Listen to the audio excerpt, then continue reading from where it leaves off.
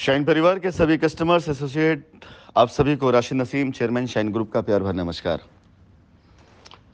साथियों, सबसे पहले तो आप उन सभी लोगों को धन्यवाद जिन्होंने मेरी कल की वॉइस नोट के बाद तत्परता दिखाते हुए और इससे पहले मेरे फॉलोअप लेते हुए या मेरी वॉइस नोट को फॉलो करते हुए जिन जिन लोगों ने अपने एसोसिएट्स को मौका दिया कि वो उनसे संपर्क करें, बात करें और उन्हें रास्ता दें।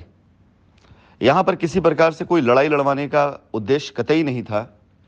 मेरा सिर्फ उद्देश्य इतना सा था कि जिन जिन लोगों ने कस्टमर्स के पैसे को लॉयल्टी पॉइंट के जरिए या किसी भी द्वारा ऐसे फंड से डिपॉजिट कराया है जो स्थापित नहीं करता कि कस्टमर का पैसा कंपनी अकाउंट में आया हुआ है, जिन्होंने अपने अकाउंटों में पैसा लिया हुआ है, अगर कंपनी अकाउंट में 100 करोड़ रुपए आया होगा तो 100 करोड़ रुपए स्थापित होगा, लेकिन वो 100 करोड़ रुपए किसका होगा ये ट्रांजैक्शन से ही पता चलेगा। मेरी कोशिश सिर्फ इतनी सी थी कि कंपनी में जो पैसा आया हुआ है, जिस व्यक्ति का पैसा है, वो पैसा उसका स्थापित हो जाए। कंपनी का कहीं से उद्देश्य ये नहीं रहा है कि 1 रुपए किसी के साथ बेईमानी की जाए। अगर किसी कस्टमर ने किसी एसोसिएट को पैसा दिया है और एसोसिएट ने पैसा कंपनी के अकाउंट में दिया है, तो कस्टमर चाहे जो हो, एसोसिएट चाहे जो हो, कंपनी को वो पैसा वापस करना ही करना है।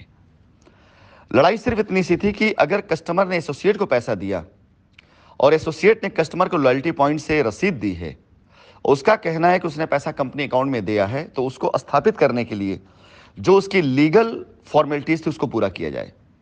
और अगर उसने पैसा कंपनी के बैंक अकाउंट में दिया है तो उसके ट्रांजेक्शन में क्यों नहीं लिखे हुए हैं, यह स्थापित किया जाए। यह बात आप मान के चलिएगा कि अगर एसोसिएट ने पैसे को कंपनी के बैंक अकाउंट में दिया होगा और उसी पैसे से आपकी रसीद कटवाई होगी, तो आपकी रिसिप्ट में एसोसिएट की bank detail, transaction number, cheque से दिया होगा तो चेक नंबर या उसके बैंक का नंबर दिया गया होगा। और अगर ये नहीं है, लॉयल्टी पॉइंट है और वो ये कहता है कि उसने पैसा कंपनी में जमा कर दिया है, तो बिल्कुल जमा किया होगा, लेकिन हो सकता है वो पैसा अपने किसी परिवार के व्यक्ति के लिए या अपने किसी करीबी मित्र के लिए किया हो जमा, और उससे उसको रसीद दे दी गई हो और आपको अपने रिवॉर्ड पॉइंट, अपने लॉयल्टी पॉइंट से उसने रसीद दी है। अब अगर कंपनी की नीयत में कहीं कोई खोट या कहीं कोई कमी होती तो ये विवाद तब खड़ा होता जब एसोसिएट भी क्लेम के लिए आता रसीद लेकर के। रसीद में जो अकाउंट डिटेल दी गई होती है, वो अकाउंट डिटेल एसोसिएट की होती, रसीद किसी और की होती, विवाद खड़ा हो सकता था। मैंने इसी को संशोधित कराने के लिए प्रयास किया। पिछले 1 महीने से लगातार मैं इस कोशिश में था कि जिन जिन एसोसिएट ने अगर ऐसी भूलवश कोई गलती करी है तो अपनी गलतियों को सही करने के लिए संपर्क करें अपने कस्टमर से, मुझसे संपर्क करें। कुछ 1-2-4 एसोसिएट ने अपने कस्टमर से संपर्क करने की कोशिश करी, लेकिन वो उनको अलग गणित समझाने लगे। जब कस्टमर ने उनसे कहा कि अगर आपने मेरा पैसा कंपनी में जमा किया तो स्थापित करिए, तो उन्हें गालियां देने लगे और कहने लगे अगर कंपनी में पैसा ना गया होता तो रसीद कहां से आती। ऐसे बहुत से बचकाने बयान हैं जो मेरे पास रिकॉर्ड के तौर पर कस्टमर ने भेजे, जिसे देख करके अफसोस हुआ इस बात का कि इन लोगों को बचाने के लिए, इन लोगों की सुरक्षा के लिए जो मैंने मौका दिया, ये उसका फ़ायदा ना उठा करके बल्कि उसे और ख़राब कर रहे हैं। फिलहाल कल रात को मैंने आप सभी लोगों को एक ड्राफ्टिंग भेजी है और उस ड्राफ्टिंग के एवज में मैंने अपनी वॉइस रिकॉर्डिंग भी छोड़ी थी। इसके एवज में कई लोग आज सुबह से सहर्ष तैयार हो गए हैं अपनी एप्लीकेशन डालने के लिए। एक एप्लीकेशन की मैंने आपको फ्रंट पेज की कॉपी भेजी है, सिर्फ ये दिखाने के लिए कि प्रयास अब वो शुरू हो चुके हैं।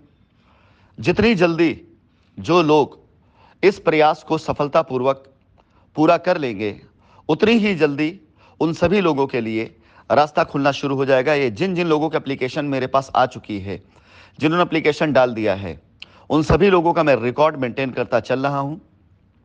आप सभी से मैं वादा करता हूं कि आप सभी लोगों की एप्लीकेशन की कॉपी, आपकी रजिस्ट्री की कॉपी जो आपने रजिस्टर डाक किया है, वो माननीय न्यायालय के समक्ष रखने की जिम्मेदारी हमारी होगी।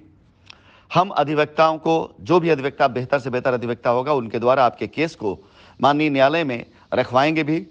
और इन सभी लोगों को, जिन लोगों ने आपके साथ ऐसा गलत कार्य किया है, उन सभी लोगों को उस अंजाम तक जरूर लेकर के जाएंगे जहां से आपके पैसे की अदायगी हो सके।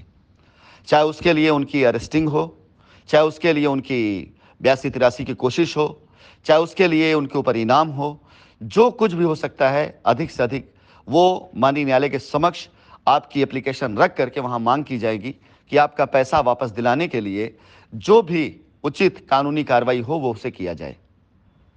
शाइन परिवार का हर एक कस्टमर शाइन परिवार की संपत्ति है, शाइन परिवार की का हर एक एसोसिएट शाइन परिवार की जिम्मेदारी है। अगर शाइन परिवार के कस्टमर और शाइन परिवार के एसोसिएट आपस में एक दूसरे से तालमेल करके चलते तो आज शायद मेरे ख्याल से ये नौबत ना आती कि हम सभी लोग इस हालत पे पहुंचते। अब मैं अवगत कराना चाहूंगा कि जितने लोग जिन्होंने कस्टमर्स ने एसोसिएट के अकाउंट में या उनको कैश में नगद में किसी प्रकार से पैसा दिया है, वो इमीडिएट आज से लेकर के अगले 2-3 दिनों के अंदर अंदर मेरी भेजी गई ड्राफ्ट के ऊपर अपनी आप रिकॉर्ड तैयार कर लें कि कैसे आपको किस तरह से आपने पैसा दिया, उसको पूरा मेंटेन कर लें। उसके बाद एक एप्लीकेशन आप उठा करके डाल दें। उस एप्लीकेशन के आधार पर जो भी एक्शन होगा वो कंपनी की जिम्मेदारी होगी। जब से मैं आज सुबह से आप सभी लोगों के साथ कन्वर्सेशन में लगा हूं तब से अब तक मेरे पास तकरीबन 5 एप्लीकेशन की कॉपियां आ चुकी हैं। यानी कहने का मतलब ये कि 5 लोगों के ऊपर अब तक एफआईआर की कोशिश शुरू कर दी गई है।